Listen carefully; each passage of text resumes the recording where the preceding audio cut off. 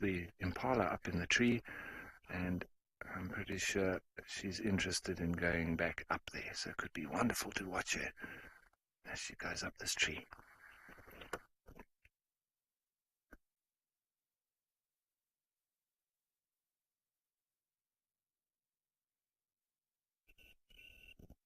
A leopard in all her beauty. But here she goes.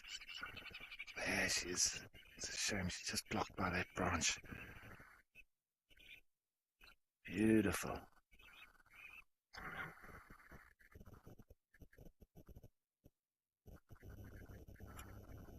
As I say, that's Rex from Djuma Lodge, just moving around the other side as well.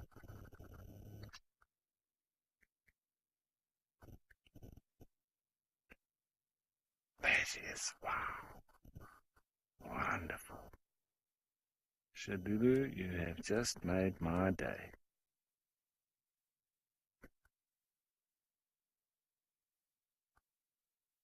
Still looking around, you see that constant anxiousness around a kill. It's always worrying about the other animals that have picked up on the scent. And also, sometimes they even just listen to the alarm calls of the impala around too, and they also zone in on that. She starts feeding again. Once again, obviously, sensitive viewers, there's going to be a bit of blood and meat being shown. But it is also the circle of life. One animal dies, enabling another to survive, and in this case, many others, with hyenas also having their fill. Maybe they've got cubs that they're looking after, and it is really very good meat protein that they are getting here.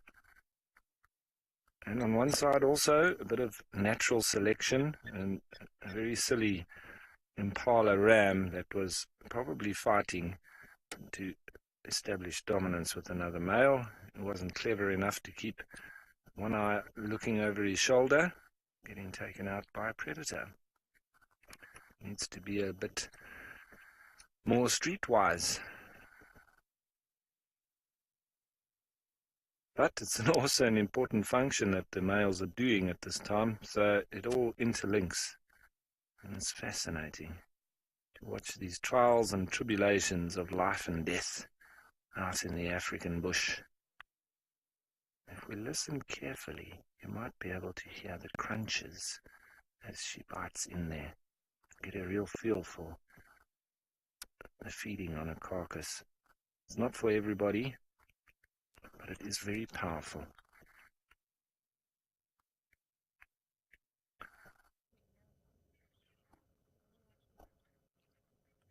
There, let's listen up. Yeah, a couple of starlings and lapwings flying around.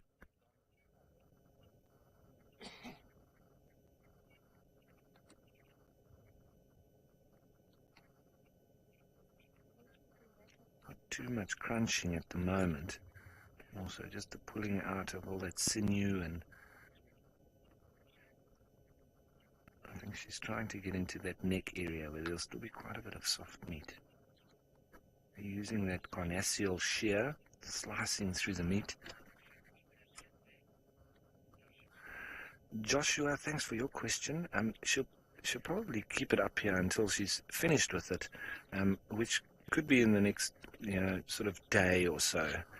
As I say, there's from the head or neck area down, there's only really meat on the legs, which isn't much at all on an impala's legs. They've got pretty much chicken wing type legs. They're very fit as well themselves.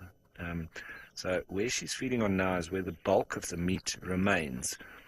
So she might want to try and access that head area, because remember, you've also got the brains inside the skull, which is also very nutritious, full of protein, but difficult with a big ram like this to get into that skull because it's very thick bone. But there's still meat here on the neck and right up into the skull area. So you see a lot of licking. It also does assist in sort of loosening the meat. Very rough tongues. I don't know if any of you have ever experienced the tongue of a big predator. Oh, nearly losing it there. There you can see the rest. is to get it back up into that fork. So there you got a good impression now of how much has actually been fed on. I thought there was a lot more initially, but it seems the hyenas must have had quite a bit.